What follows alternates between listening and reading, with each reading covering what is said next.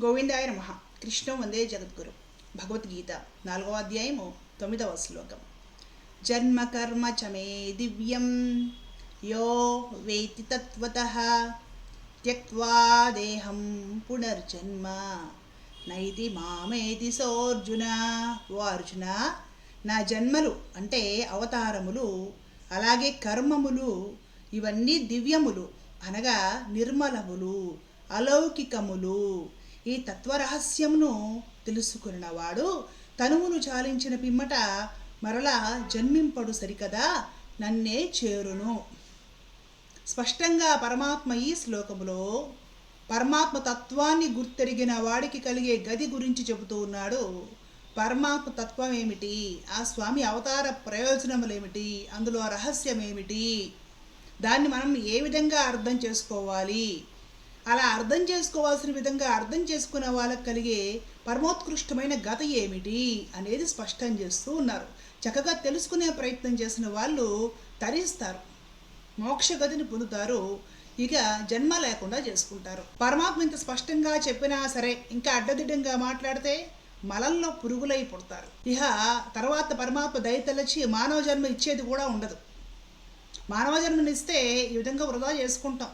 భగవంతుడు కూడా ఒక మనిషే, ఆయన కూడా పుట్టాడు, పోయాడు, రకరకాల పాపాలు పుణ్యాలు కష్టాలు సుఖాలు అనుభవించాడు, ఏడిచాడు, మొత్తుకున్నాడు, చనిపోయాడు, ఆత్మహత్య చేసుకున్నాడు, బ్రహ్మహత్య పాతకాలు అంటుకున్నాయి, అదయింది ఇదయింది.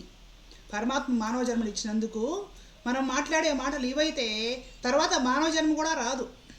ఈ విధంగా భగవత్ అపచారం చేసిన దానికి ఫలితంగా మలంలో పురుగులై పుట్టాలి. అలా ఎన్ని జన్మలు పుట్టాలో కూడా తెలియదు. కాబట్టి ఇలాంటి ఘోరమైన మాటలు పరమాత్మ గురించి వినడము అపచారమే, మనము స్మరించడము నిజమే అని భావించడము పరమ అపచారమే అవుతుంది. పరమాత్మ స్పష్టంగా ఏం చెప్తున్నారంటే, ఓ అర్జున, నా అవతారాలు అనగా నేనెత్తే జన్మలు, అలాగే నేను చేసే కర్మలు ఏమైతే ఉంటాయో అవి దివ్యములు. జన్మ కర్మ చమే దివ్యం ఏవం యో వేత్తి తత్వతః.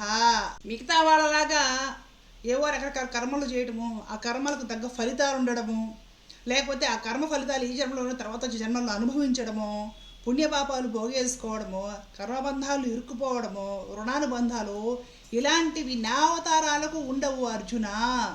స్పష్టంగా చెప్తున్నాడు. నా జన్మలు అంటే అవతారాలు, నేను చేసే కర్మలు ఆచరణలు లేదా ఇవన్నీ ఏమైతే ఉంటాయో ఇవి దివ్యములు, సర్వోత్కృష్టమైనవి, సాధారణమైన మనుషులు చేయలేనివి, నిర్మలములు.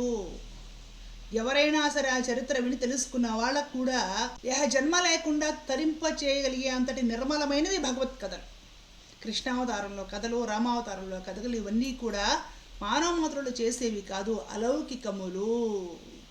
లౌకికము అంటే భౌతికమైనవి అనమాట. భౌతికమైనవి లౌకికమైన అంటే లోకులు, ప్రజలు, లోకంలో మనుషులు ఇతరాతర చేసేవి కాదు, అలౌకికములు, అసాధారణమైనవి, వినే వాళ్ళకి ప్రశాంతత నిర్మలత్వాన్ని కలిగించేవి, వినే వాళ్ళకి ముక్తిని కలిగించేవి, సాధారణమైనవి కావు. ఇవన్నీ కూడా దివ్యమైనవి, సర్వోత్కృష్టమైనవి అని పరమాత్మ స్పష్టంగా చెప్తూ ఉన్నా కూడా రాముడు తప్పు చేశాడండి, సీతను అవమానించాడండి, కృష్ణుడు ఏదో వెన్న దొంగిలించాడండి, రాసక్రీడలు చేశాడండి, ఎక్కువ మందిని వివాహం చేసుకున్నాడండి, అది చేశాడండి ఇది చేశాడండి.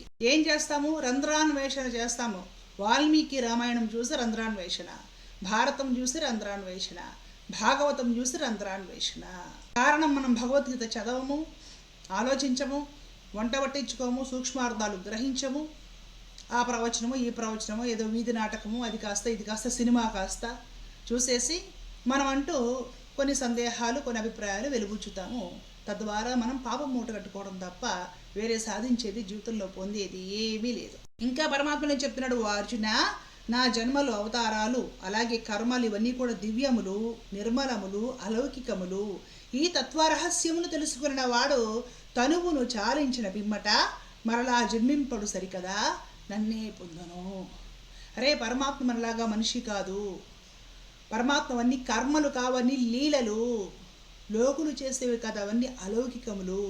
విన్న వాళ్ళకి నిర్మలత్వాన్ని కలిగించేది, విన్న వాళ్ళకి అంటే ఈ తత్వ రహస్యం ఎవరికైతే తెలుస్తుందో ఇతడు పరమాత్మ ప్రతి యోగనందు కూడా ధర్మాన్ని స్థాపించి అధర్మాన్ని అణగదొక్కడం కోసము అవతారాలు తీసుకుని వస్తున్నాడు.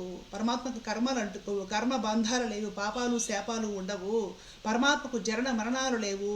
తనంతట తాను సృజించుకొని వస్తున్నాడు. చేయాల్సిన కర్తవ్యం నిర్వర్తించి తనంతట తానే తిరోగమనం అవుతున్నాడు. మనతోటి పరమాత్మను పోల్చుకోకూడదు.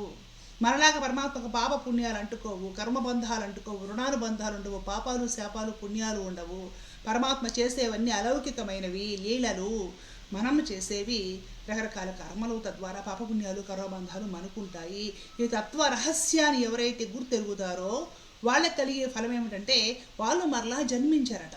ఇక వాళ్ళకి పుట్టే అవకాశం లేదు. మరి జన్మించకుండా ఏమవుతారు అంటే వారు పిమ్మట మరల జన్మింపరు సరికదా, నన్నే చేరును, ఆ పరమాత్మనే చేరతారట, మోక్షగతిని పొందుతారట. భగవద్ధామైన దివ్య వైకుంఠానికి వెళ్ళి అక్కడ పరమాత్మకు సేవా కైంకర్యాలు చేస్తూ పరమాత్మను ప్రేమిస్తూ పరమాత్మతోనే ఉండిపోతారట. కాబట్టి రామకృష్ణాది అవతారాలన్నీ కూడా దివ్యములు, మానవ మాతృలు కాదు. వాళ్ళు మానవ మాతృలు చేసే పనులు కావవి. లోక కళ్యాణం కోసం అవతారాలు తీసుకుని వాళ్ళందరి వాళ్ళు వచ్చిన వాళ్ళు. మనలాంటి సాధారణమైన మనుషులతోటి వాళ్ళని పోల్చకూడదు, మన బలాలతోటి వాళ్ళ బలాలు పోల్చకూడదు, అసలు పరమాత్మను ఎవరితో పోల్చకూడదు. ఇది చక్కగా తెలుసుకున్న యోగి, జ్ఞాని లేదా భక్తుడు పరమాత్మనే చేరతాడు. కాబట్టి తెలుసుకునే ప్రయత్నం చేస్తే మానవ జన్మ తరిస్తుంది. తెలుసుకోకుండా ఇంకా భగవంతుడు కూడా మనిషి అది చేశాడు, ఇది చేశాడు, పాపాలు పుణ్యాలు కర్మబంధాలు, పుట్టాడు పోయాడు ఇలా మాట్లాడితే మలంలో పురుగులై పుడతారు. భగవంతుడు ఇచ్చిన మానవ జన్మ దుర్వినియోగం చేసుకున్నాం కాబట్టి సాధకులు చక్కగా పరమాత్ముడు ఇచ్చిన పవిత్రమైన మానవ జన్మ సద్వినియోగం చేసుకొని పరమాత్మ తత్వ రహస్యాన్ని గుర్తించి పరమాత్మ అనే పొంది మోక్షగతిని చేరే ప్రయత్నం చేయడం అనేది ఉత్తమోత్తమైన విధానం. ధర్మో రక్షిత రక్షిత. జై శ్రీమన్నారాయణ. కృష్ణార్పణం.